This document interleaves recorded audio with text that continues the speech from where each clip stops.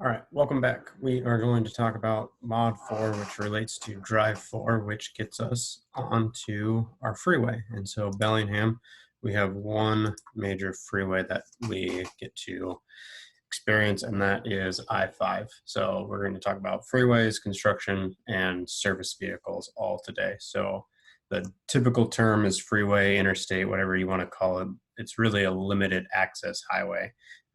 You have a couple on ramps, a couple off ramps, right? You have all the characteristics of a highway, except for there's some kind of physical barrier that's going to keep you safer, and that is what allows you to travel at a higher speed. There's some interesting things about the freeway. We would normally have a nice discussion about this, but the mile markers, we're just going to jump straight to it.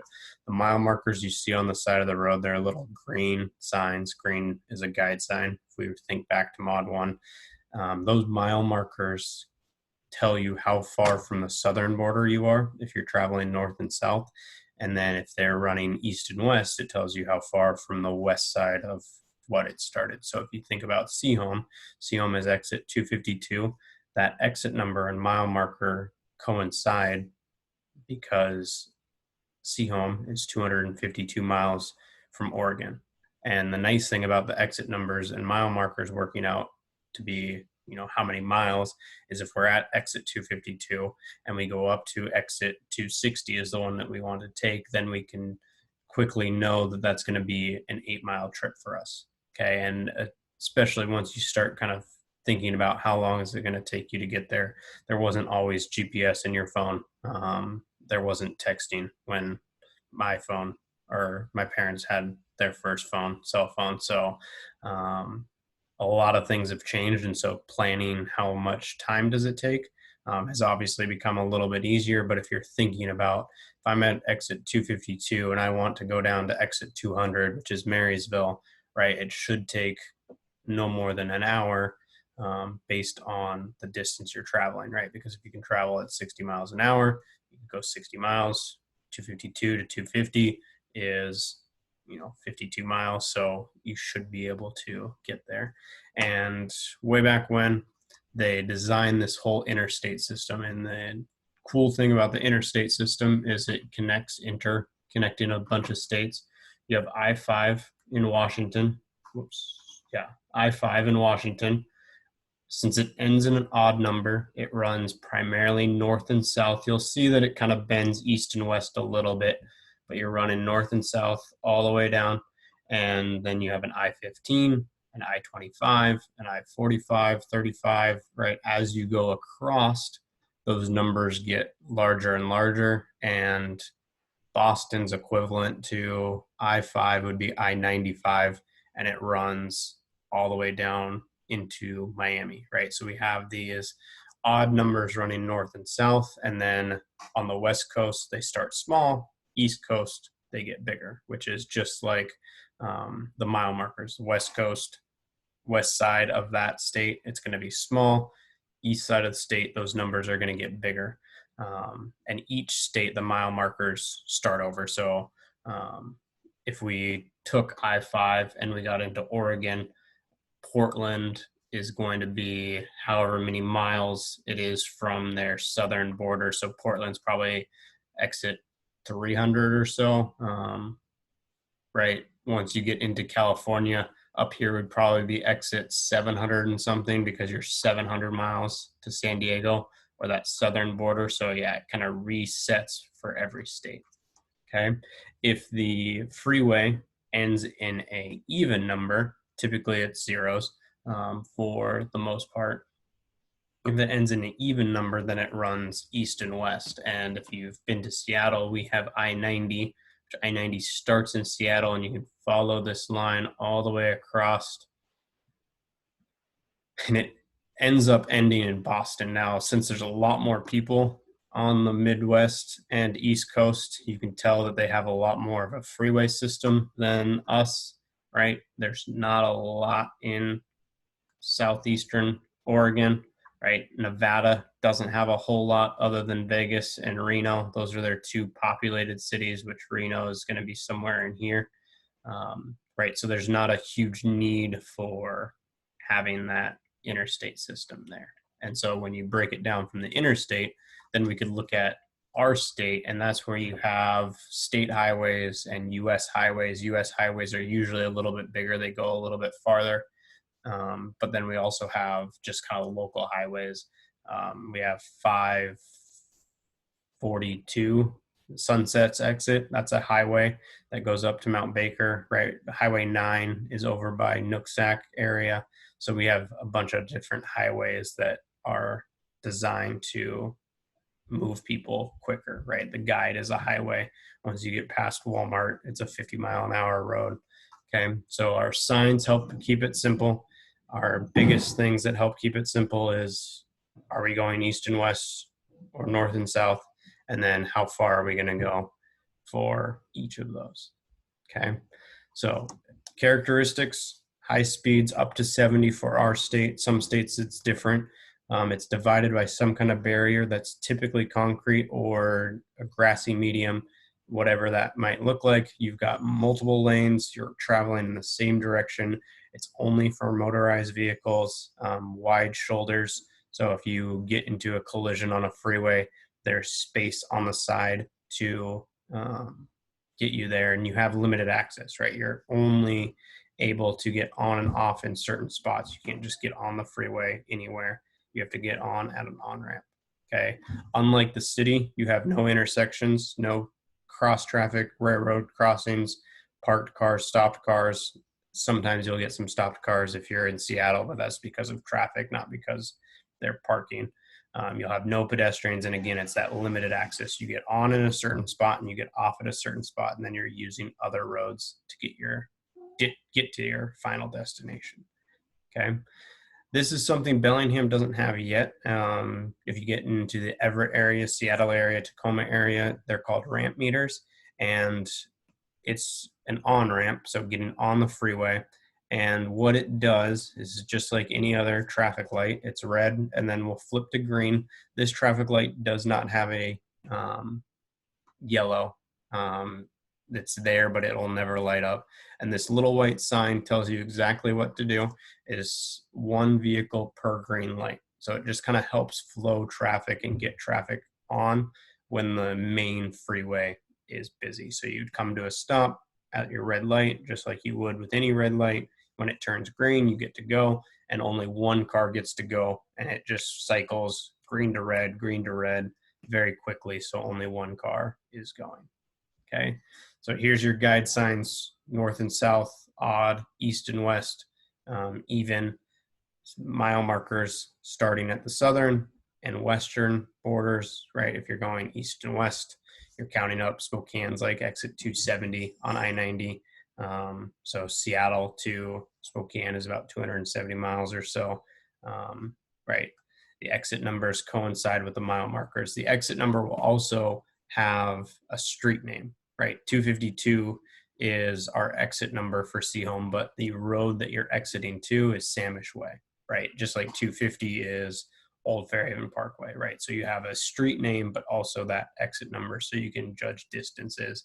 And then this one's telling you that exit 205 is 2 miles away. So if you're 2 miles away from your exit, right, that's about 2 minutes if you're at 60 miles an hour. So you really should be close to or in the rightmost lane to exit. Exits will almost always be on the right-hand side. There's a handful of exits that are on the left that I can think of in the entire state of Washington. So, and they will have a sign that says that it's a left exit. There's one in Seattle, one in Seattle, one in SeaTac. And other than that, I can't think of much other places that would have a left exit. Definitely none in Bellingham area. Okay, smart highways are something that is possible. So if there's a collision and there's these signs, they're just like any old regulatory sign. You have to follow them. So you can see that they're giving you advanced information that there's a collision and the right two lanes are closed. So they're closing the lanes early to help mitigate or help reduce traffic. The other thing that they'll do is change the speed limit on the smart highway. Snoqualmie Pass, I-90, going over to the east side of the state, that is a smart highway.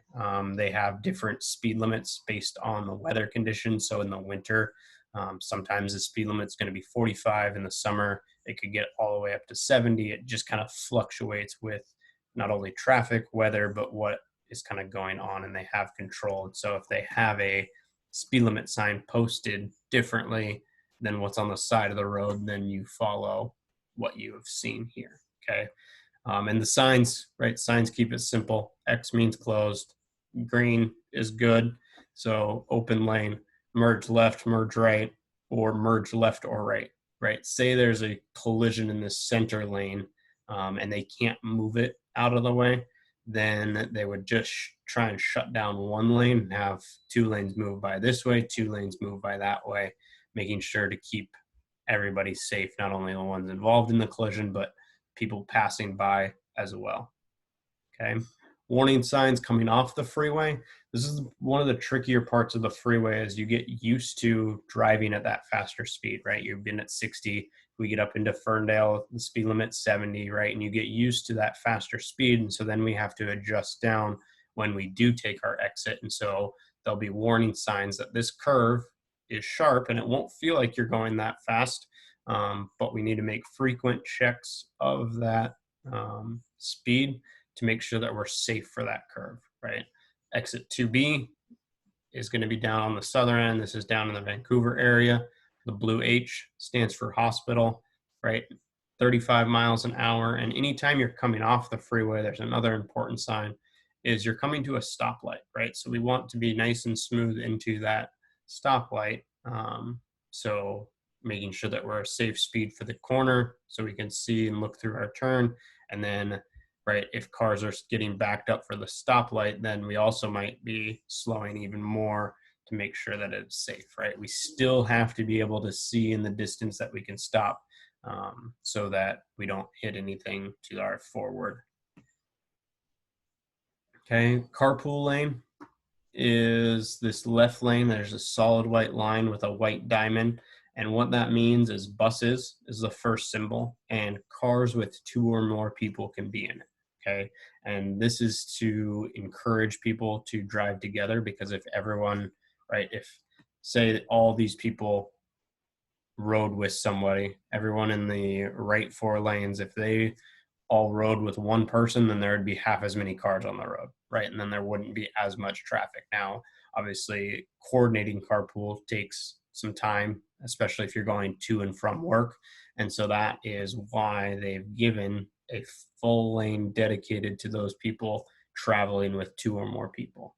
Some of the bridges across Seattle are three or more people, just because they're emphasizing the importance of riding together, right? Transit buses get to use that lane because they are obviously encouraging people to not drive and take a different route. So that is another one. Typically, motorcycles will also get access to that. Usually you'll see a motorcycle's okay sign on it.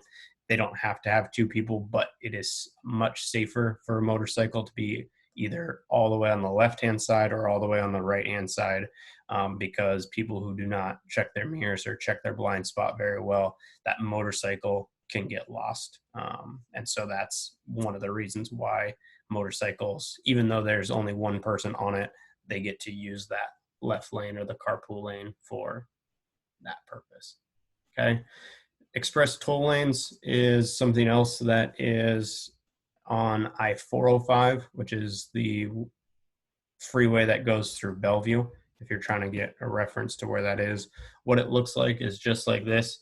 There's two sets of double white lines. It's illegal to cross a double white line. So you can get into the express toll lanes, and then there's certain spots that you can get out. You can get out and in. And depending on the day and depending on the traffic, there are different rates that you pay. The busiest and most expensive it ever is, or I've ever seen it, is $5. If there's no traffic, a lot of times it'll say free, or maybe it's $1. And it's there to help people bypass traffic a little bit. And if they're bypassing traffic, it's another way for the state to make money off of it. It costs them obviously money to put in additional lanes, and so that toll kind of goes to recouping the cost of that lane. Some states, we don't do this. We tax gas. That's the main way that the state makes money for improving transportation, is we pay a gas tax. We also pay a car tabs tax. So if you want to kind of learn more about how does the state get money to build all of our roads, those are the two main sources. Some states don't tax gas as much as we do, and their freeway system is kind of like a toll road in general. And so if you wanted to go from Bellingham to Seattle to use I-5, you might pay a $4 toll or something like that. Usually it's tracked by distances. Florida, they have what's called turnpikes, which are toll roads basically. So it's the exact same system as a freeway, but there's a fee to pay it, and that fee is what allows it to typically have a little bit less traffic and move more efficiently than your kind of public access or no fee roads. Our main toll road that we actually have a toll booth at is right here down in Tacoma and Gig Harbor. That is for the Tacoma Narrows Bridge, and they only toll coming to Tacoma. Going over to the island side, Kitsap County, they don't make you pay twice. You only have to pay one direction, because if you go out there, you have to obviously come back.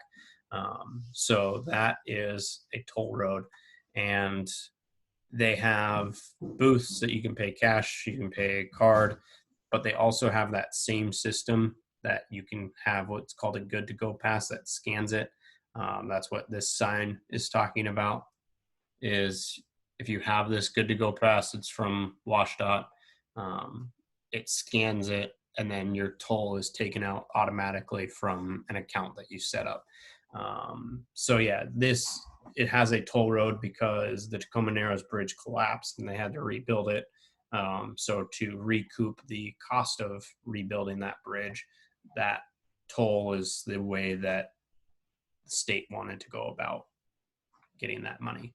Right now, West Seattle Bridge, if you're watching the news, which many of us are probably watching it sparingly, but if you've watched it recently, West Seattle Bridge has cracks under it, and that bridge is actually shut down right now because it's not safe for cars to go over it. They've kind of stabilized it, or they said they've stabilized it.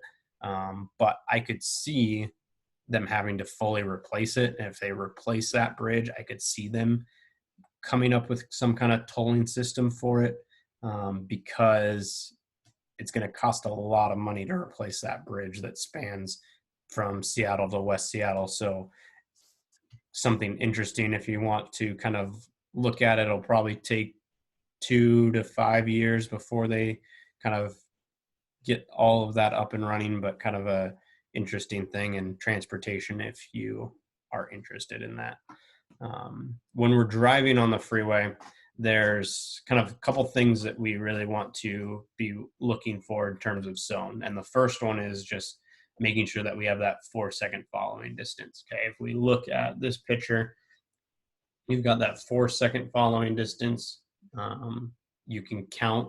There's a lot of signs and random things on the side of the road. So, right, when this gray car gets to where this white line starts, if I was the driver of the white car, they have a WSU sticker, so let's just assume that's me. As soon as that gray car's back bumper gets to that white line, then I just start counting 1 1,000, 2 1,000, 3 1,000, 4 1,000. If we have a 4-second following distance, regardless of our speed, we're going to be able to safely stop in time. Okay. Then we also are going to be checking our rearview mirror every 5 to 7 seconds, just like city driving, right? And what we're looking for in that is obviously emergency vehicles. We're going to be looking at how close is that car behind us, because that's going to determine how quickly we can brake in certain situations. We're also going to be kind of just watching for what is traffic doing around us, how are cars moving, someone, driving erratic, all those types of things. We're just going to be kind of monitoring what is going around. And the freeway, since we're all traveling the same direction, you kind of always want to have an escape route, either left or right? We want some kind of lateral movement. just in case a car was to come to a full stop in front of us, or someone plowed through the concrete and was now coming at us head on. We want to be able to escape side to side. So if we're this white car, we have plenty of space to our right, and we kind of know that because we have that white line, that's the shoulder. So if something was to come at us head on, we could quickly check mirror blind spot and slide out of the way. Whereas if we are in, say there's a middle lane and there's a car on our right and a car on the left and something was coming head on at us, we would have nowhere to go. So you kind of always want to give yourself an escape path. So the first term down here that sometimes get used is a pacer. If you run track, there's what's called a pacer that usually if you're running a 4-lap race, they'll run the first 3 at a certain pace, certain mile time, and then they'll drop out. So then the last lap, the people competing can run at the faster rate to try and break world records and whatnot. So pacer and driving would be these 2 cars, the van and the white car. That, especially for the van, is not an ideal situation because as soon as this shoulder goes away, they're going to have concrete on their right and a car on their left. And if the 2 cars are driving side by side at the same speed, regardless of the speed, no one's going to be able to get around them, right? That's just going to keep everyone behind them, right? Say they're doing 50 and a 60 now, everybody behind them is doing 50 and a 60 or a little bit lower than that. So we want to make sure that is there. This car in an emergency, the Jeep, in an emergency, they're okay because they could go left, but what they want to look out for is what is known as a charger, and that's checking our rearview mirror and judging the speed of the car behind us, because if this white car is significantly faster than us, we don't want to make that lane change, right? We were talking about lane change last video. So if you see that car coming up rapidly, we're going to postpone that lane change to make sure it's safe. So just a lot of things to kind of be aware of.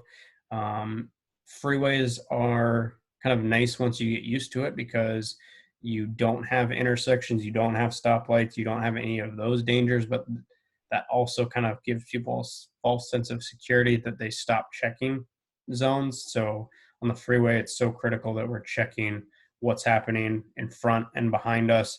Is there space, right? Once we get merged in, and we'll talk about merging, it is nice that we're all moving in the same direction, and we just need to really check our zones and make sure that everything is a-okay. Large trucks, we want to give them more space. We got to stay out of their blind spots. They have a lot of them. You'll even see this at times on the back of their truck about where their blind spots are. You don't ever really want to pass on the right, and that is because it's a bigger blind spot for every car. So a truck on the right, you have a huge spot, where the truck on the left, you have, a better spot of being able to see them. And truck drivers do a good job checking their side mirrors because obviously they don't have a rearview mirror, but making sure that we are staying out of those zones. And just like any car, right? We don't want to drive side by side with a regular car, so we really don't want to drive side by side with a truck. And same thing, right? Their blind spot is all there, and they're just like a car, you could get lost in their blind spot as well. Okay. Same thing with buses. We want to give them kind of same idea. We don't want to be side by side with them. If a bus is re-entering traffic, it has its left turn signal on. Usually this triangle will flash with it as well. You have to yield to a transit bus re-entering traffic.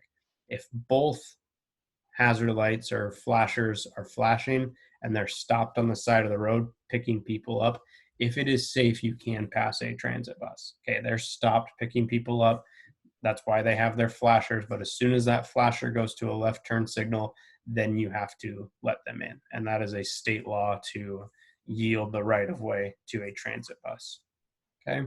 School bus hopefully is something you're very common with. Maybe you've ridden once or twice in the past few years. It is unlawful to pass a school bus when red lights are flashing. stop sign is on and out. It has to get pulled in before you can go around them. If you're traveling in the same direction as a bus, you have to stay behind the bus.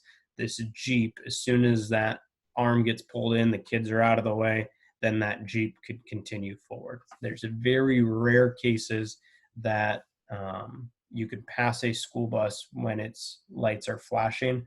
And the only one that you might ever come across is if it is more than 3 lanes wide on each side and you're traveling in the opposite direction, you can pass a school bus. Now, there's not very many 3 lane wide roads in Bellingham or in the state that a school bus would be picking up kids off of. So the likelihood of that is very low. Okay, so you have to stop. Give them space, right? We don't want to be stopped right on them. Kids will always cross in front of the bus, so especially if you're that Jeep, that oncoming car, just stop, give them space. Same thing with work zones. If we have a work zone or construction zone, as we're coming into that place in which there might be a stop, give them space, right? If there's a flagger here, we would want to give them space. Same thing with emergency vehicles.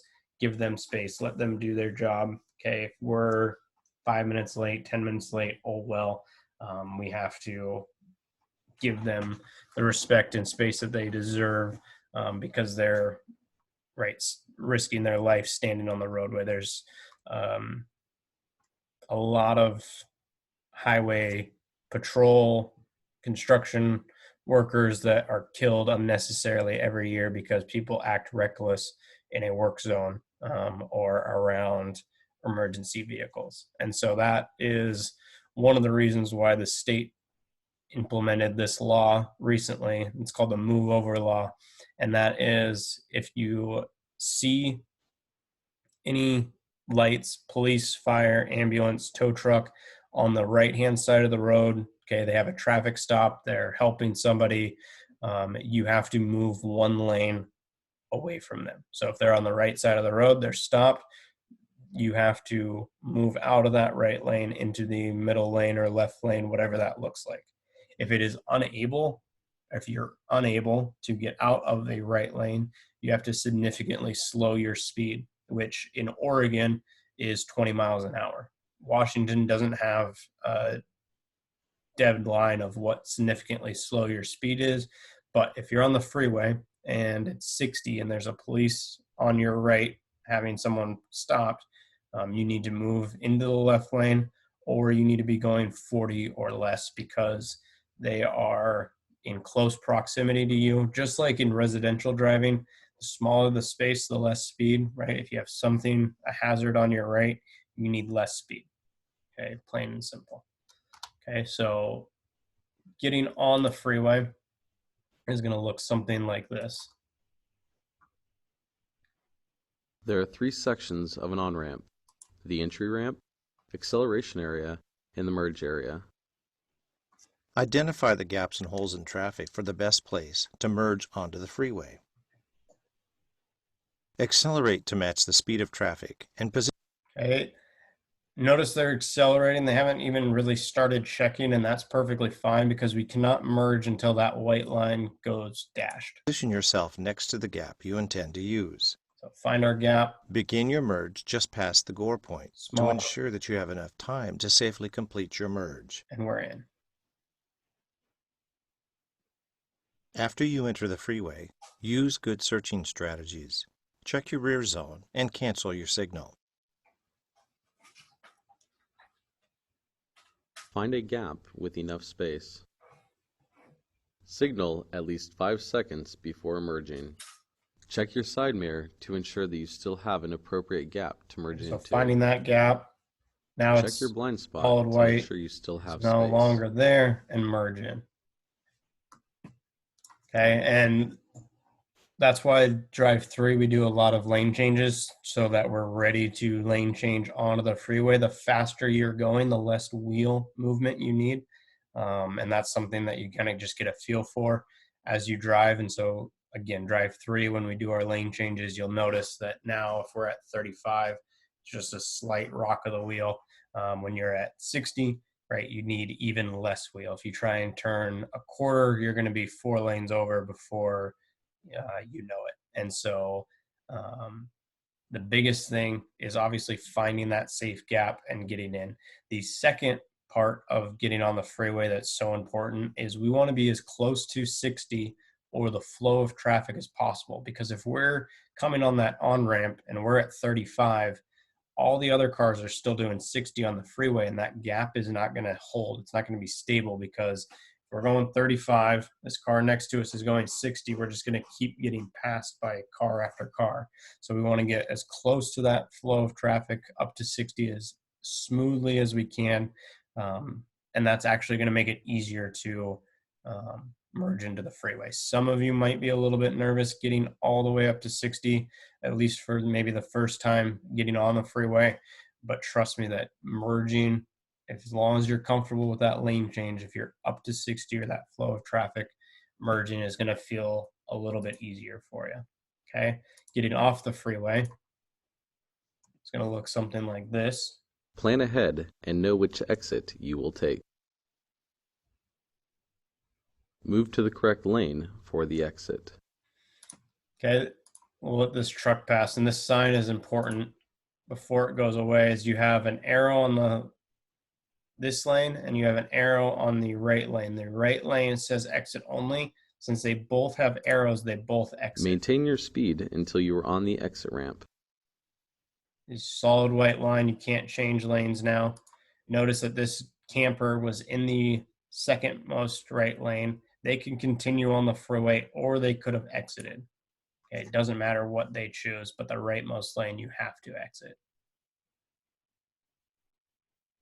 And then again, slowing.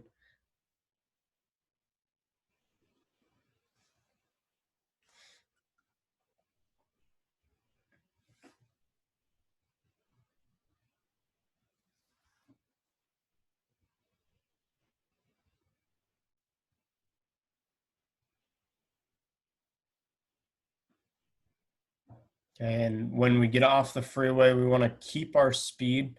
We're not going to start slowing early for our exit. But if we see where that exit starts at, making sure that we signaled 5 seconds or about 100 feet, somewhere in here is probably good. And then you can see the break in the white line, so you know where your exit's at, signaling to the right, making sure it's cleared. Once your back end has cleared, then that is where we would start to decelerate. And the first choice would be off brake or off gas pedal. And then for this situation, you have 3 warning signs, and you can see how sharp the curve is. So we're probably braking pretty firmly coming into this curve. If we're left center, that is going to be the easiest to see through it. You need to be around 20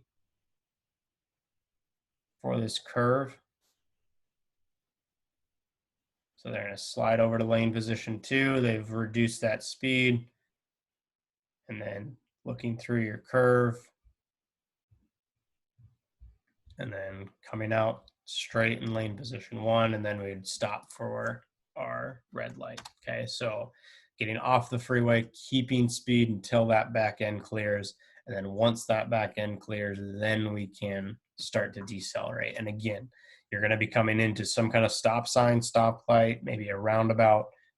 You're going from the freeway to maybe a city road or a highway, so that speed limit is going to be less. So once we get off the freeway, we need to be checking our speedometer maybe a little bit more often than normal, because it'll feel that you're going much slower than you actually are. So we just want to make sure that we're at a safe speed for the conditions that we're driving in. Okay. And so then we'll talk about passing and two-wheel vehicles, because those will come up as we're on the freeway and as we drive on Drive 4. Drive 4 will do the freeway and roundabouts, and the guide pretty much is where we typically go. So to overtake and pass, we're going to work to understand what that looks like. It's one of the more dangerous activities that you'll do as a driver, especially on highways, because it requires you to drive in the oncoming lane of traffic. Okay. Now, It's probably something that you don't need a ton, but at times you might need it. And we just need to make sure that we know when it is safe and when it is legal to do it, so that you can complete that pass. So this is Highway 26. This is a road that takes you to Pullman, wide open. The only thing that would be tricky, and again, if you're sitting in a car, it would be a little bit easier, is knowing how much space from this white sign to the top of the hill there is, because we need a lot of space to complete a pass. So what that might look like is we're going to imagine a semi truck, because that'll be the biggest thing that you encounter.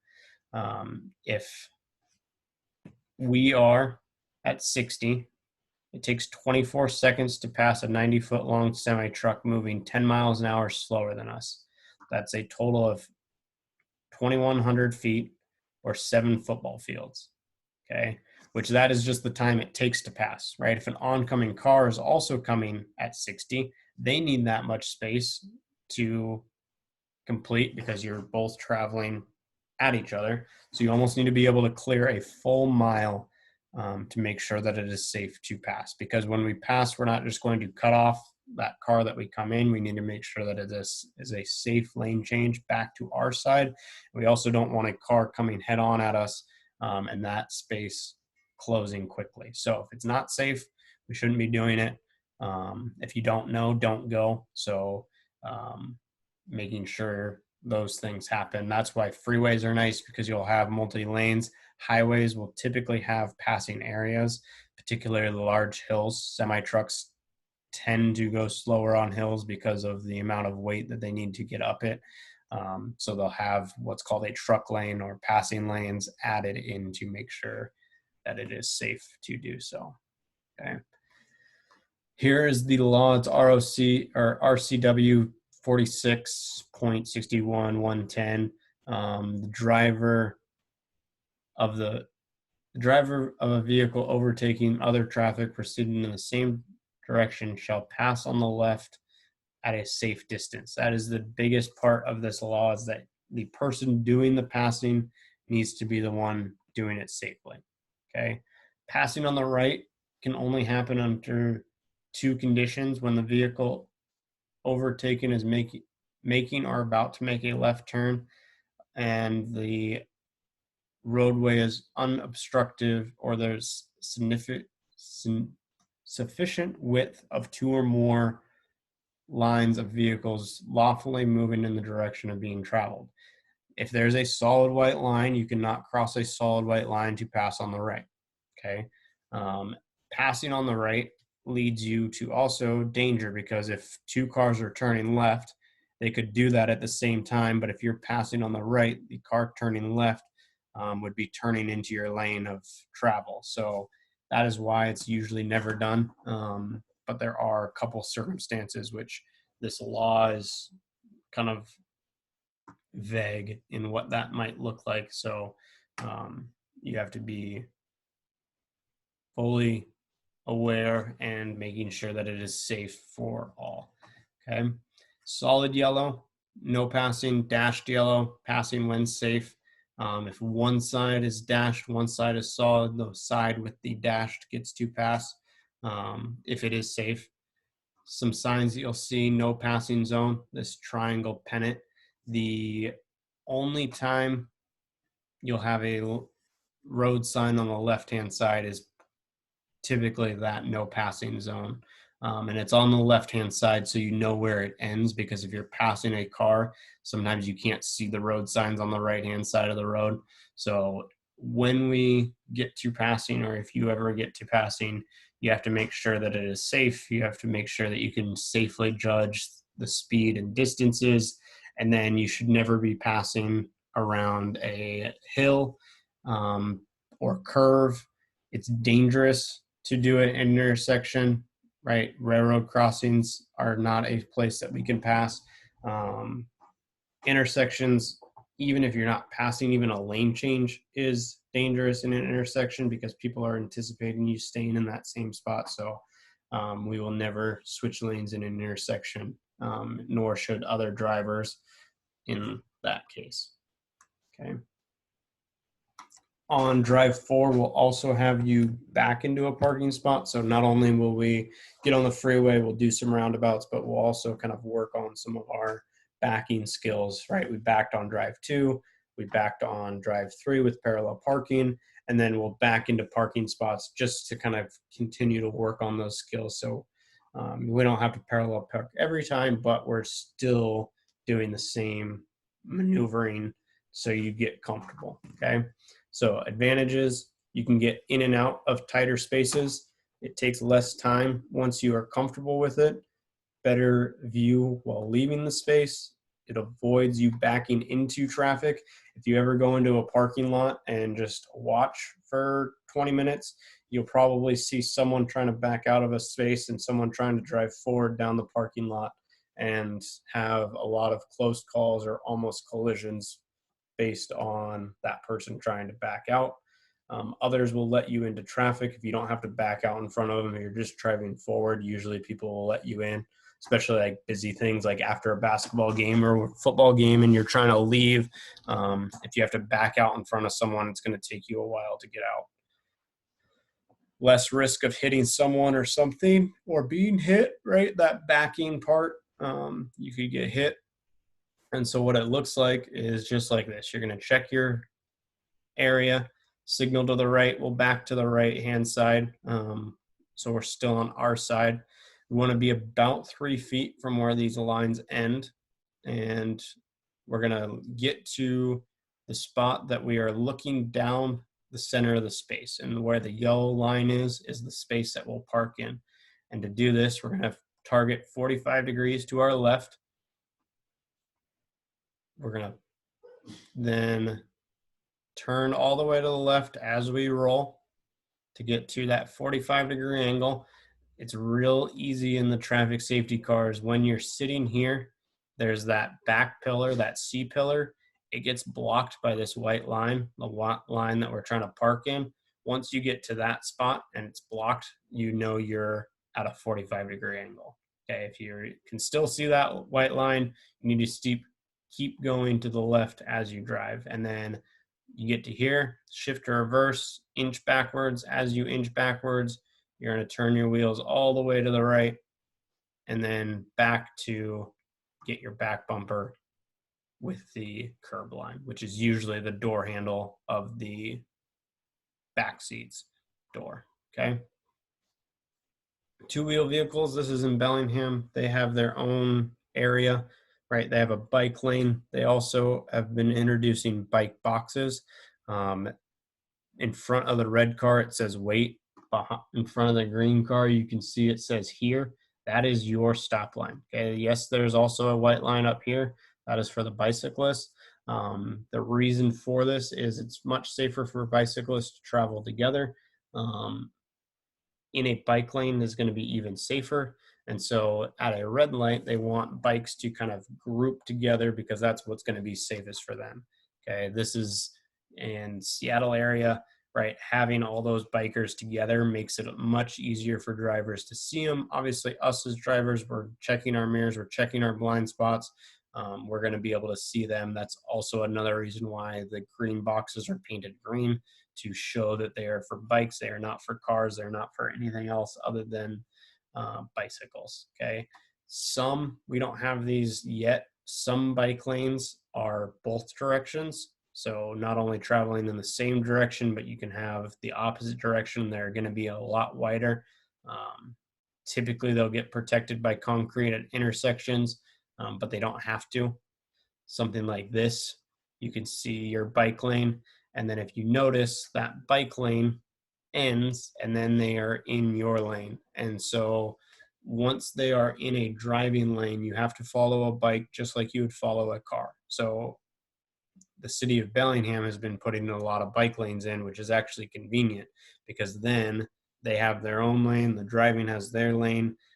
Because if there wasn't a bike lane, then you would be following that bicyclist just like you would follow any other car. Because every bike lane in Washington is a lane. So if they're in the left lane, they get the full lane. They don't get half of it just because they have two wheels. You follow a bike just like you would follow a motorcycle just like you would follow any other car. Okay, so every lane is a bike lane.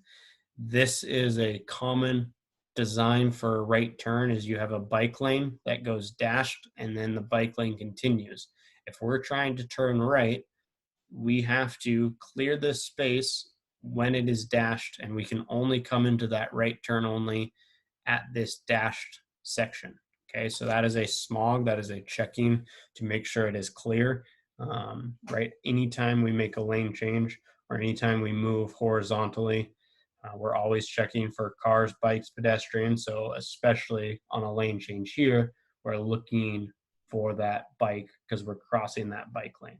Okay, and again, solid white lines we cannot cross, so that is why we need to make sure that it gets done in the dash section. Okay, motorcycles have risks of driving them. That's why you take a course in motorcycle safety. And it's really just that weight ratio, right? A motorcyclist has a helmet to protect them. You in a car have 2,000 pounds to protect you, right? So we need to be very aware of motorcyclists to making sure that we're safe. We're obviously going to be safe around any kind of vehicle, car, bike, motorcycle, train, anything out there. We never want to get into a collision. But as that weight ratio differs, the severity of the collision is definitely something that is something to think about. Okay. For bicyclists, right, the worst thing that a motorist will get in a car, bike is usually a dent. The best the cyclist can do is hope to live, right? A bicyclist has even less protection than a motorcyclist, right? Their helmets are usually a little bit smaller, and that weight ratio is so different. And that is why anytime we're, even making a right-hand turn, there is no bike lane, we're still head checking to the right for cars, bikes, pedestrians, especially those bikes and pedestrians, because we want to make sure that we're always acting safely. Okay. Most of our collisions for bicyclists are going to be in urban areas, city. That hopefully makes sense, right? That's where most people bike at. Majority of them happen between 4 and midnight. And the reason, again, for that, people are biking to work at different times, but most people leave work at the same time. And then 75% of collisions happen near or at a intersection, okay, or junction, which, again, you're making a right turn, you don't check, you're driving straight, you don't check, you're making a left turn, you don't see a car, but there's a bike coming down in the lane that you're turning across. Again, you have to treat every bike just like you would treat every car, just like you would treat every motorcycle. They are one of the same in Washington. So to be safe, check twice before passing, right? Making sure that it is safe, especially if the bike is on your right. Okay, if it's safe to pass, you can pass them just like you could pass a car. If it is a passing area, and when you pass them, give them wide space. Okay, you don't want to be close to them. Just like if you're passing a pedestrian, you're not going to be right on top of them. Okay, check twice before turning left, making sure that you can clear that space and you know that there is no bike coming down the hill or what it might be. Remember that they're harder to see, right? Same thing with motorcycles. They're more difficult to see. So remember, if we aren't thinking about it or looking for them, then we're not going to see them, right? Just like not being able to see the baby or the cow, right? If we know what we're looking for, then it's going to be easier to see them. So we're always checking bikes, pedestrians, cars, wild animals, right? Those 4 things we're always thinking about and checking for. And lastly, just don't drive distracted, right? If we're looking down at our phone, changing our radio station, that is time that our eyes are not looking for a potential hazard. And especially with them being smaller than a car, missing that hazard for a second, half a second, can be destructive. Okay, so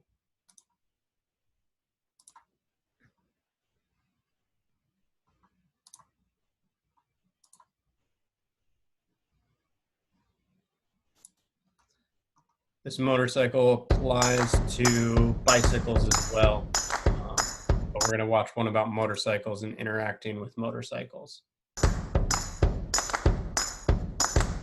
Walking down the sidewalk, kicking my feet as I'm moving to the music. Step to the beat. I woke up today, canceled all my plans, and I stepped right.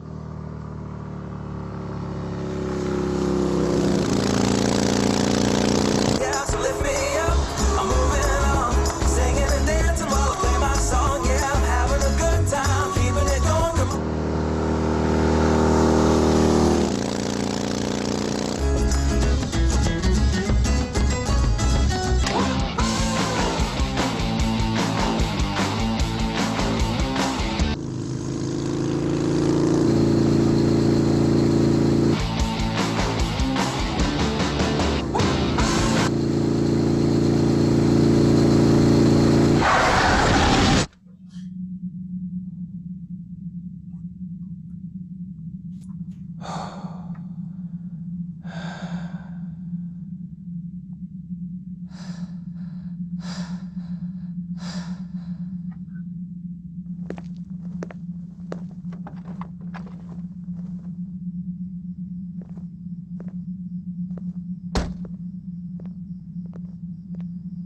What is wrong with you? Are you stupid? Didn't see you, I'm so sorry. You pulled right out in front of me.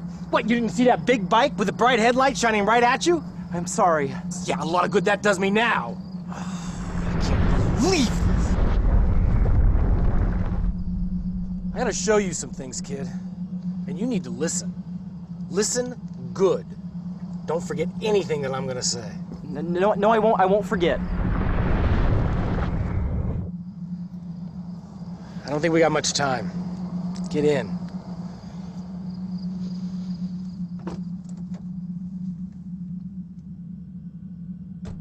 Trust me, kid.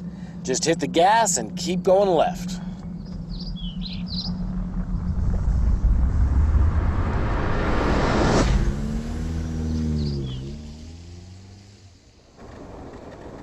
Pull over in that spot.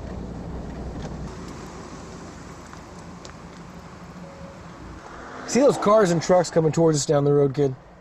How fast are they going? I don't know, maybe 35, 40 miles an hour? Yeah, that's about right. Keep looking at the road, kid.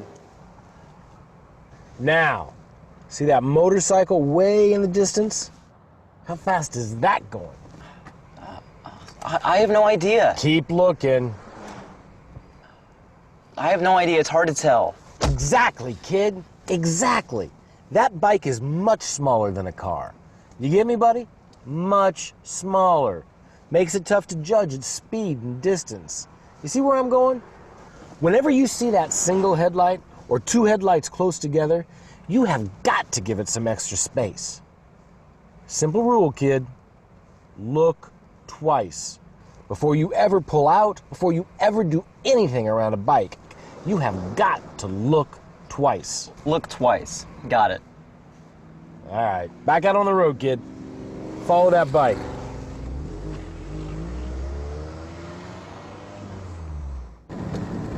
Give him a little breathing space. You see that taillight?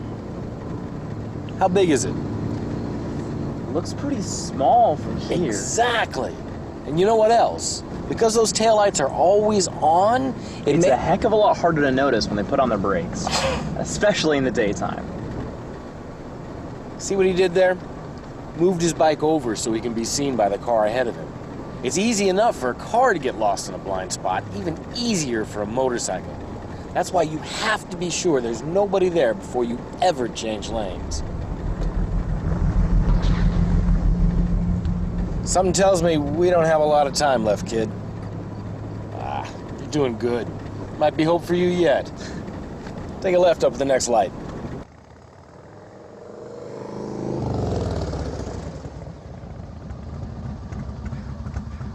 Big Bear! Wild Bill! Hey, buddy. Nice ride, man. Why aren't you on your bike? Big Bear! Wild Bill! Dog! Teaching the kid how to drive around bikes. See you later. Look at that.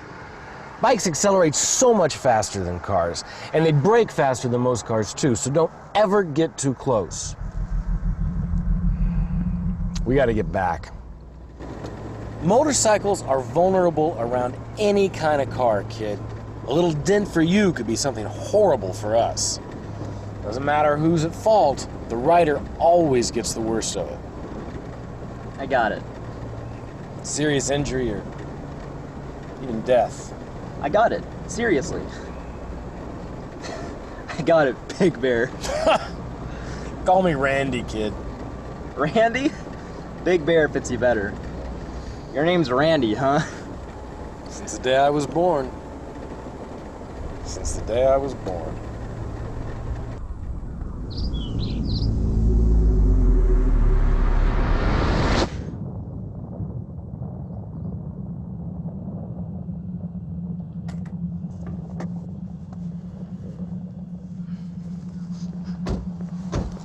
You got a name, kid? Ian. It's Ian. Ian. You're all right, Ian. Makes this all the harder. Don't go back to your bike, Big Bear. Got to. And you need to get in your car. Now. Just stay. We can change what's... Don't work that way, kid.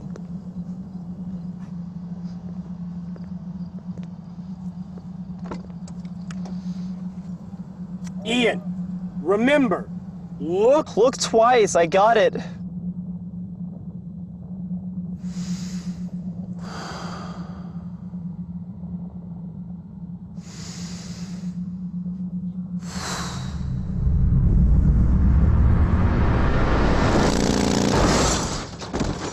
No! Randy, no! Randy! Everybody makes mistakes, but mistakes like Ian made happen way too often. Even a simple mistake that causes a dent to a car can kill a rider. We need your help making our road safer for motorcyclists. I'm a mom and I'm a rider. I train on the racetrack to improve my skills so I can be safer on the street and get home to my family. Thanks for watching this video, and thanks for watching out for me and doing your part to help me get home safely. Hey guys, whether 2 wheels or 4, training is everything. Gives us the skills to be safer out on the street. You know, inside your car is somebody's son or daughter. Under our helmets are somebody's brother, sister, friend, or Daddy! And daddies. We all have a lot of choices to make out there on the roads. So train hard, drive well, and please, for Randy and Ian's sake, for your sake, and for ours, make your choices good ones. Thanks. Okay, so I really like what the state patrolman said. Yeah, nobody is going to be perfect at all times. Yes, people make mistakes, and that's the part of driving that is so critical, is that we can't afford to really make those mistakes, because a simple mistake of not being able to judge that, what seems simple, not being able to judge that space or distance, and you take that left turn of motorcycle, car, bicycle, whatever might be there, it could end in a fatality. And that's why that driving is such a huge responsibility, because it's asking you and requiring you to make the right choice at all times, no matter who's watching or not. And, you know, that is a huge piece, because, right, your parents, your grandparents, whoever you might be with, they want you to arrive home alive every time you go out and drive. And we looked at those numbers. I'm not going to pull the numbers back out of how many people don't make it each year in our state and our country from driving fatalities. But if every family wants that one person to come back alive, then, you know, having these collisions are going to change and impact that. And, you know, everything that we can do, and again, what, you know, the video is talking about, that it doesn't matter whose fault it is. The end of the day, we want to avoid collisions at all costs. And so that's why if we can take the low risk or kind of minimize our risk. Then if somebody does do something that is, a little bit more dangerous or a little bit more risky, we can still handle that situation without it being a collision, or maybe without it being a fatality and it's just a body damage collision. Okay, so making sure that those things, every single time we drive, we're making the right choices. Okay, let me get this cat out of the way. He doesn't have boundaries. Okay, so we're going to get into then what typically gets talked about with the law side. We have traffic stops, which a traffic stop, it's the officer's job to kind of just document what has happened. It is a judge's job to decide if that ticket, whatever it might be, is valid. Okay, so arguing with an officer is really not going to get you anywhere because they just document what has happened. Their job is to serve and protect. They're protecting the community. They're protecting you. It might not feel like it because obviously nobody wants to get a ticket, but people are getting tickets for speeding because officers and everybody that studies traffic safety knows that if you are going even 5 miles an hour faster than the speed limit, the likelihood of that collision being a fatality instead of being able to be life-saving is astronomically higher.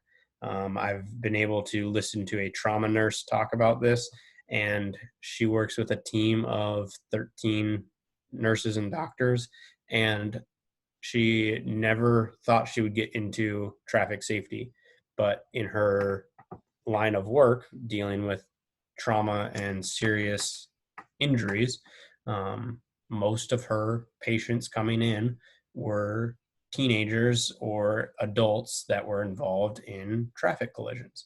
And her team of 13 were able to save most of their patients that were traveling the speed limit. As soon as speed was a factor in the collision, their success rate of being able to save a life greatly diminished, even 5 miles an hour, right? There's a common myth amongst a lot of drivers that 5 miles an hour is okay. And she is a huge advocate for the speed limit is set to keep people alive. But that is the sole reason of the speed limit, because of the line of work that she has done. She knows that that is a life-saving place. So here's a traffic stop. It's a sight no one wants to see in their rearview mirror, the flashing blue lights of a police car. But what should a driver expect during a routine traffic stop? Expect the officer to walk up, be very professional. They'll come up and identify themselves and the department they're with. I'm Scott, the Dalton Police Department. The reason I stopped you failed to stop at the stop sign at Hawthorne and Jones Street. You have a legal reason for not stopping there? They'll ask them if there was any legal justification for them to commit the violation that they committed, and then they'll ask them for their driver's license. The officer will go back to the car, he'll run the driver's license to make sure it's valid. He'll also run the tag to make sure the tag is valid and comes back to that vehicle. His decision will be made whether to issue a citation for that traffic violation or a warning. Have you issued a citation for the stop sign violation? You have a court date of July 23rd at 8:30 at Dalton Municipal Court. If you want to contest the ticket, that's when you'll need to go. If not, contact the court and they'll advise you what the fine is on it. Be safe today. It may seem like common sense, but there are also some things you shouldn't do while being pulled over by a police officer. First, make sure to find a safe place to pull over on the right side of the road. On a divided highway or multi-lane road, do not pull over to the center. The first thing you should do is move to the right-hand side of the road if you've not already done so, or you're not on the right-hand side of the road. If you don't think it's a safe location to stop, signal the officer behind you with either a blinker or maybe even the flashers or a hand motion to let him know that you have acknowledged he's back there and you are going to pull over. Some of the things you don't want to do is pull into the center lane where it's heavy traffic. One of our goals during a traffic stop is to keep the officer as well as the offender safe. Drivers should also remember to stay in their car unless asked by an officer to get out. The correct way, 30 years ago when you were stopped by a police officer is you were politely to meet them halfway, and we no longer want that. One of the most dangerous things for a police officer on duty is a traffic stop. A lot of things can go wrong, and you're out in the middle of traffic. There's a lot of traffic going by, so we want to just try to keep everybody safe. And police officers are trained to, if somebody gets out of the car, they're professionally ask them to step back into the car, and that's just again for their safety. Hopefully you won't find yourself being pulled over by the police, but if you do. Okay, so hopefully that never happens. Yeah, Washington State, they'll typically ask for license and registration. Registration is usually kept in the glove box. Obviously, whoever owns the car, that registration is there. The registration is different than the title. The title you do not want to keep in the car. Typically, you keep that in a lockbox. Title shows who owns the car. Registration is the tabs, right? Every year you get a new tab. So it'll say 2020, 2021, and the month, and that is on the back of the license plate. And then, yeah, they'll run the license plate, make sure, license plate QRTU 7GA4, right, is to the correct car. Make sure your license is valid. It's not suspended. For you, if you get pulled over when you have your license or even permit, right, they'll see that it's a permit status, and then they'll, obviously verify that someone old enough is in the passenger seat. If you are on your 6 months, right, and have people in the car, they would then know that, hey, you got your license on March 1st and it's May. That is not 6 months. Who are these people in the car? They'll probably ask you that before they go back, just out of curiosity of who's riding with you. So just making sure that that is all taken care of. Some people will advise you to leave your hands on the wheel so they can see them. I have a friend who's a sheriff in Whitman County, which is over in the Pullman area. And, he obviously will, if you want to, by all means, but he feels pretty comfortable, especially in the area he's in, that, his main goal is for him to arrive alive after working a shift. And so the traffic stop is a dangerous situation for police officers because they're walking into a situation that has a lot of unknowns, right? That driver, if their hands are hidden, right, they could be reaching for a gun, they could be reaching for a knife, they could be doing who knows what. I mean, most people have obviously good intentions and are just trying to get their registration out to make sure that it is, quick and easy, right, for the officer. But that perception of what is happening could be very different based on a lot of different things. One quick story from him, he was doing a traffic stop, normal operating procedure, and his go-to saying is, if you don't scare me, he won't scare you. Because again, if they are acting aggressively, obviously an officer has a taser and a gun on them, and again, they're going to arrive alive at home for their family, first and foremost. And so he was on a traffic stop with an elderly man, probably 60 plus, and again, Eastern Washington, just kind of to paint the picture, and he asked for his registration. Okay, well, registration is in the glove box, and Eastern Washington, this elderly man was a gun owner, and his handgun was also in the glove box. And so as he goes to open the glove box, on now the floorboard drops a handgun. And again, the first thing on the officer's mind is to keep them safe.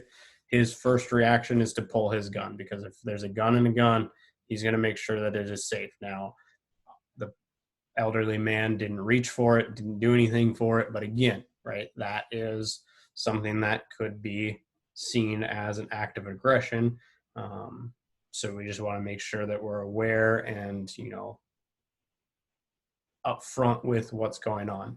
In Washington, you don't have to declare to an officer if you have a concealed carry permit. Obviously, you can't get that until you're a little bit older. But if you want to, you by all means can. I have a friend who has a conceal permit, and anytime he's pulled over and he has his gun on him, he will tell him that there's a gun in the vehicle, it is here.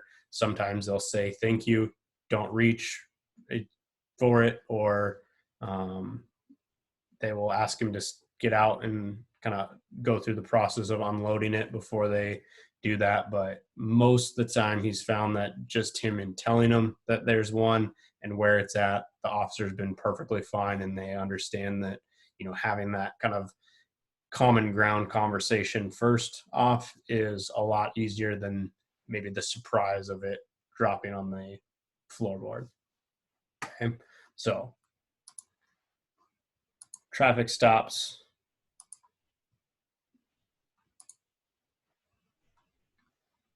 What it might not look like, here's just a kind of fun video. We're going to get into traffic stops, alcohol, and drugs. So marijuana is illegal to drive on. If you're over 21 in the state of Washington, it is legal to have and hold, and it's still illegal to drive with, and we'll talk about the legal side of that. But driving while intoxicated is extremely dangerous, and here is a kind of little satire, humor of what a pot sobriety test might look like. Off for quite some time. I'm going to check it out.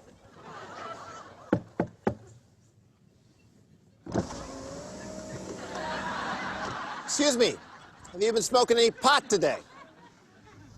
No. Well, you've been stopped here for 15 minutes. Can you tell me why that is? We're waiting for the stop sign to turn green. How high are you? How are you? No, I said, how high are you? Hi, how are you? This cop is so friendly, babe. Okay, I am going to have to conduct a pot sobriety test. Oh, man, I'm too high for that. Blow into this? Hey, is that a breathalyzer? No.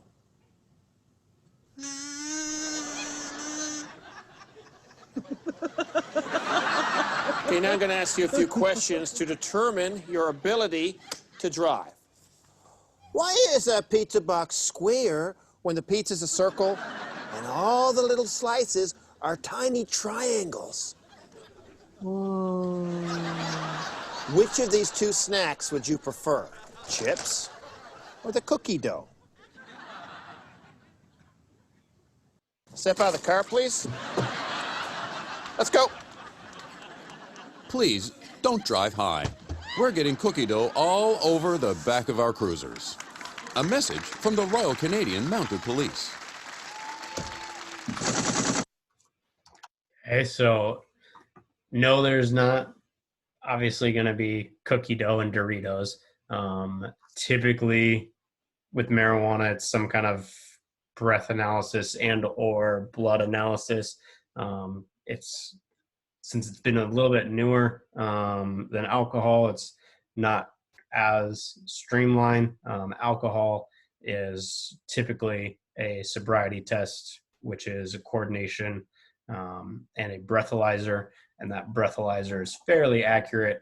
Once you've gotten breathalyzed, usually they'll do a blood analysis too, just to have more concrete data, because breathalyzer could be off a little bit, but a blood analysis is usually spot on, and there's really no fighting in that. So we're going to take a look at a couple of things about our laws. So this is Washington's scorecard. Ours is better than most states. Some states are obviously doing a little bit better, but you can see the ranking, which, I mean, it's kind of a weird thing to rank in my opinion, because hopefully we're all at 0 for the annual drinking and driving deaths, right? Especially with the introduction of Uber, Lyft, those ride shares. Taxis have been around forever, which hopefully has dropped them significantly. And just kind of the awareness, right? That if you've been drinking, that you shouldn't be driving. Our state, no refusal will start on the stars. No refusal. If you're pulled over and a officer asks you to participate or blow into a breathalyzer, you by law have to do it. If you don't, you get your license automatically revoked for a year. And revoked is they actually take your license away from you. Okay. Child endangerment, we get a half star, and we get a half star because it is not a felony yet. If you have a minor in the car while you are driving, it is a still misdemeanor charge, which the severity of crimes, also then the severity of punishment are kind of there. License revocation, again, that's taking it away. Multiple DUIs, you get your license taken away. Single DUI, you can get it suspended for that. Sobriety checkpoints, we don't do. Canada does do them. That's probably the closest place that does them. What it is picture that toll booth that we looked at, except for the toll booth would be officers on, say, I-5 or Holly Street. And what they would do is they would have you roll down your window, quick, casual conversation, probably how are you, where are you going, what are you doing? And based on that determination, an officer would be able to talk to you, right? Be able to identify if they have any worries or concerns, right? Slurred speech, smell of alcohol, any of those things. If they have any concerns, they would send you to kind of secondary, if you think about it as customs, right? They'll send you to a different officer, get you checked out, breathalyzer, sobriety test, all of those things. If they don't have any suspicion of drinking and driving, then they'll send you on their way, right? And it's so be just a quick yes, no, and you're on your way. Okay. An interlock for all offenders, that is if you are convicted or accused of a DUI, you get an interlock system, which what that does is it's a breathalyzer that's connected to being able to start your car. So you blow into this system, it analyzes your breath, and it has to be 0 in order for you to start your car. And periodically as you drive, it'll make noise and you have to blow into it again, because alcoholism is an addiction for some, and they might start driving sober but be actively drinking as they drive. And so that's why it periodically checks. That periodically checking, then that information is stored in a system, and then that system gets pulled off of a computer in the machine. And then when you would have your court appearance, then you have the record of, you started your car 1,000 times and none of them you were drinking. Okay. Or you've tried to start your car 1,000 times and it wouldn't start 200 times because you're still intoxicated. Right. So it's forcing people to make sure that they're sober before they start driving. The way that you could get around it, which there's kind of obviously laws to prevent it, is if you have multiple cars, if that person who's convicted or accused of a DUI, the interlock has to be on every car that they drive. If you get pulled over and you don't have an interlock and you're supposed to, that's a huge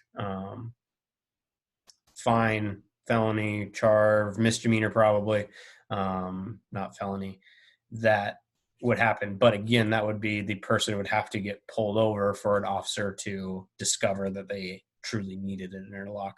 So it's not a perfect system, but it does deter a lot of things. Okay. Drinking and driving is still the number one cause of death on our roadways. Unfortunately, about every 51 minutes, someone is killed, and that is going every day. So for alcohol, 0 tolerance until you were 21. You don't have to have a BAC of 0.08, especially if you're under 21. Anything is alcohol, doesn't matter the level. 21 is 21 is another phrase that gets used. And what it means to have a BAC of 0.08, that is the number that you will hear a lot, is 8 out of 100 is alcohol, or that kind of percentage, 8 out of 100, 1% alcohol. So 0.8 of a drop for every 1,000 drops, which is an interesting way of looking at it. But typically how you hear it is 1 beer in 1 hour is usually too drunk to drive. So really any amount of alcohol you shouldn't be driving, because we'll look at the statistics of what they call buzz driving, which you could still get a DUI for. So really, in the viewpoint of a lot of people, it should be 0 for everybody, because there's no safe amount of a alcohol you can have in your body to drive a car. But even that just concept of, oh, this is a safe amount, but this is not a safe amount of something that is very dangerous to do. Okay, so making sure that we know that. Open container, you cannot have any container that has alcohol where the seal has been broken that can be in reach of the driver and or passengers. Okay, if it's sealed, it can be in there, but if it is not sealed, it has to be out of reach in a trunk. Minor in possession, if you are under 21 and have it, even if it's sealed, that is illegal, right? Just like marijuana, if you're under 21, that is illegal. Marijuana or cannabis, THC, delta 9, tetrahydrocannabinoid, something like that, is illegal as well for under 21. Once you are 21, obviously you can have it, you can't drive while on it, right? Just like alcohol, you can have it, you can't drive while on it. So marijuana, smoked, ingested, if you've taken health, you've probably heard all about this. The effect of marijuana, though, it takes longer to get out of your system. The effects of marijuana can last from 4 to 6 hours, whereas the effect of alcohol can usually, depending on the way in which you can ingest it, is usually only about an hour. And because marijuana really impacts your perceptions and reaction times, right? Any amount in your system is going to reduce your ability to be able to drive a car. And so, marijuana, all of these things are kind of side effects. And again, when you're thinking about operating a car, these are all very critical in being able to do that. And same thing with alcohol. Most of these are one of the same. The biggest one is coordination in alcohol.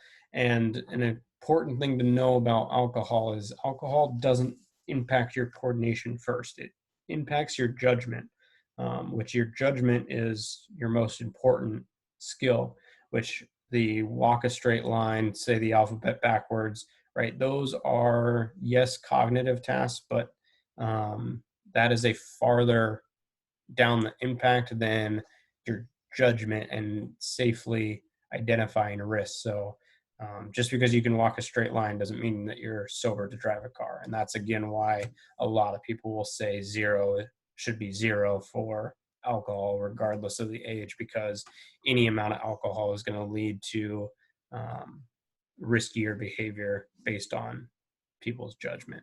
Okay. So marijuana laws in you, 21 and older, can be purchased, but again, cannot drive on it. It is still federally illegal. And so obviously you want to be careful about that when you're crossing a border. It's illegal. That's an international drug smuggling charge. Alcohol can be taken across the border in limited quantities, but marijuana is still illegal federally. So making sure that when you are 21, if that is something you partake in, that you know what your laws are, since the answer for traffic safety is none, 0. That's what we'll focus on. Okay.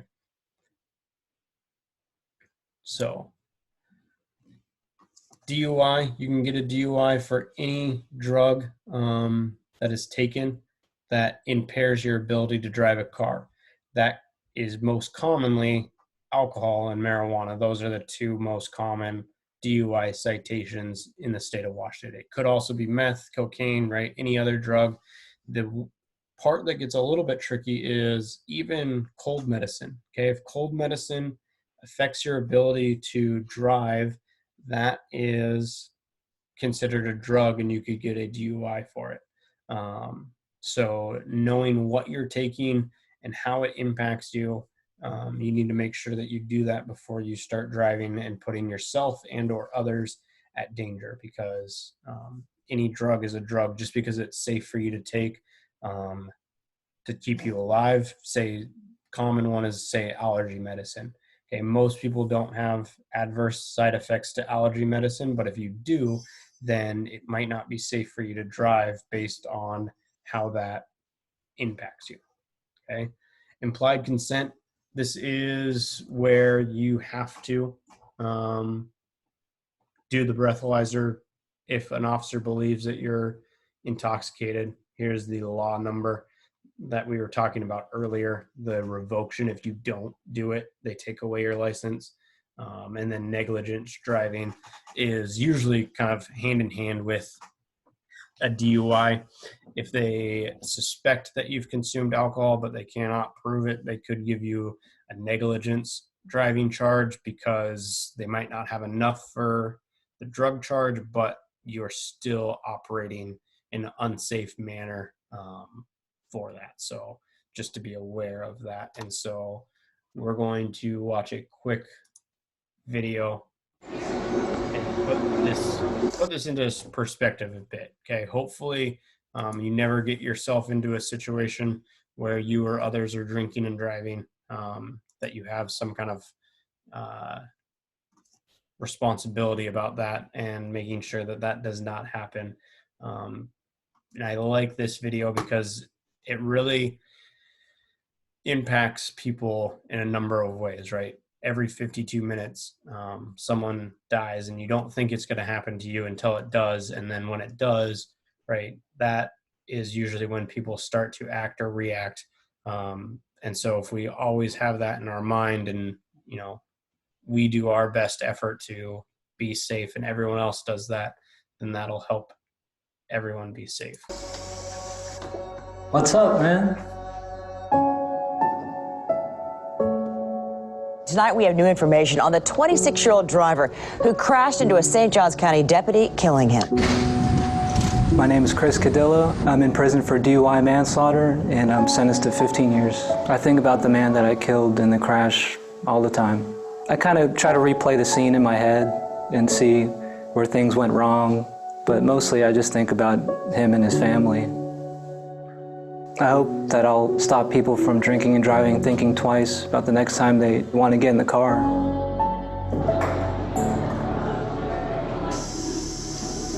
How's it going? How'd you get in the mirror? I don't know if you can tell right now, but I'm talking to you from prison. You're in prison. Is this a joke? No, I wish it was. Definitely not. What are you drinking? I don't know, whiskey sour. It's a good drink. Yeah, I got a couple. One night, I was drinking out with friends. I got in the car, drove, and killed somebody. Wow, that sucks. I'm sorry to hear that. The man I killed was a police officer. He had 4 children, a wife, and I took him away from them. I made the choice to drink. I made the choice to get in the car. You don't have to make that choice. So take a good look in the mirror, man. Should you be driving tonight? I have a friend that's DDing tonight. And no, I was going to take a taxi, actually, so. Good for you, man. Just make sure your friends get home safely, too. Definitely I will. Be safe out there. I will. All right, thanks, man. Thank you.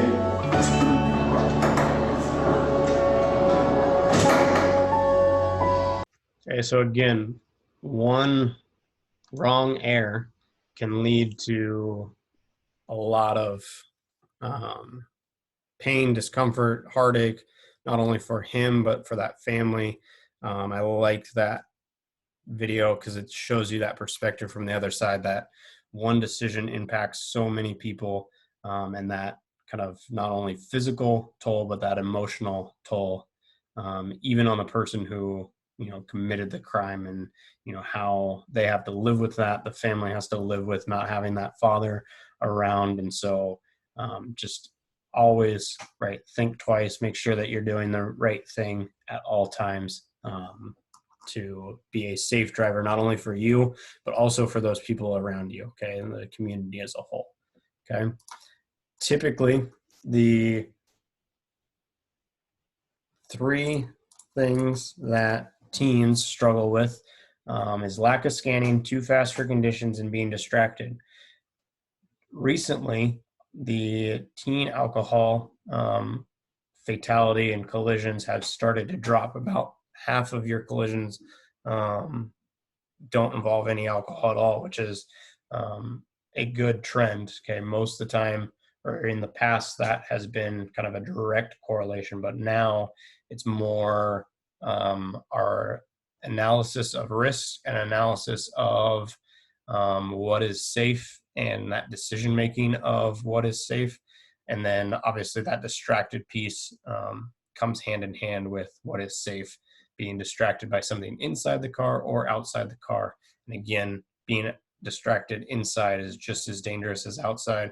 That's why the 6 months restriction is there, because they've done a lot of research in showing what that looks like for our distractions. And typically with distracted driving, we've talked about texting and driving in the past, that it's illegal.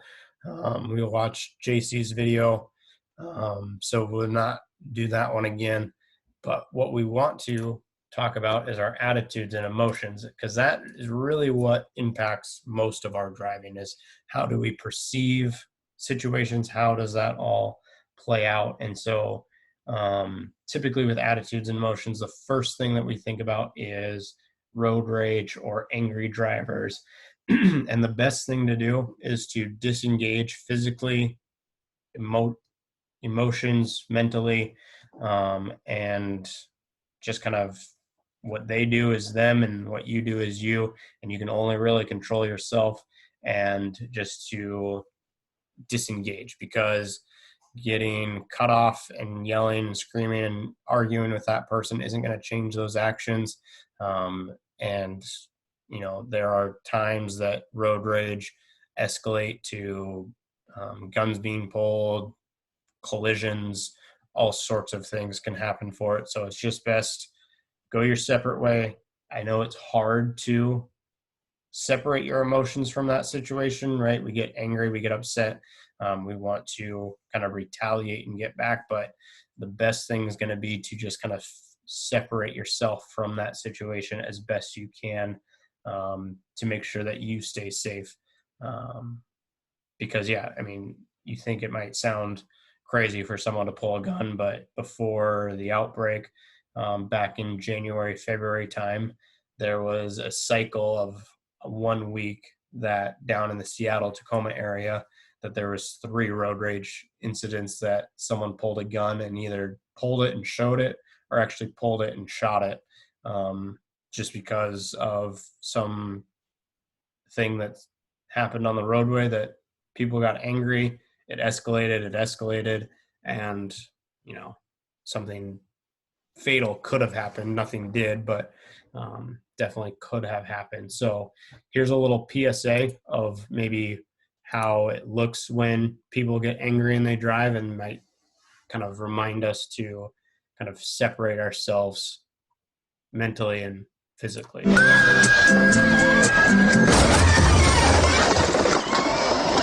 look what you just did to my car! What are you talking about? You just crashed into me! No, mate, I am right away!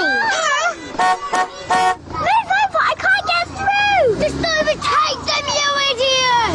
Hey, what do you think I'm trying to do? How did you not see me? Are you blind or something? Do you want to get out of the car and find out? Oi! Come on! Don't get eggy with me! Maybe you should get some lessons, yeah?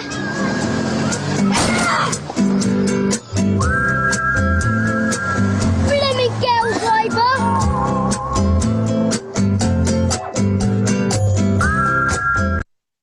Okay, so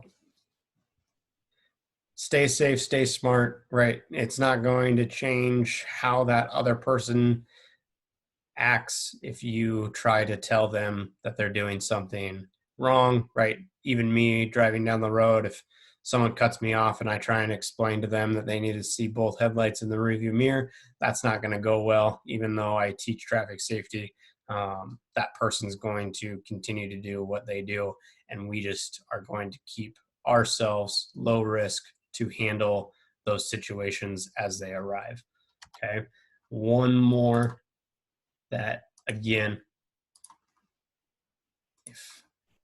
okay, so again, a lot of driving. If you don't want other people doing it around you, don't do it around them. That golden rule still applies. So try to not be like our Mr. Wheeler and more like Mr. Walker.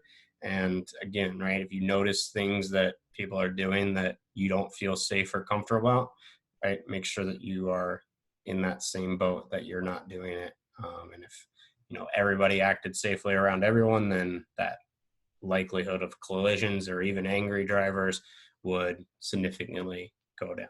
Okay, so enjoy.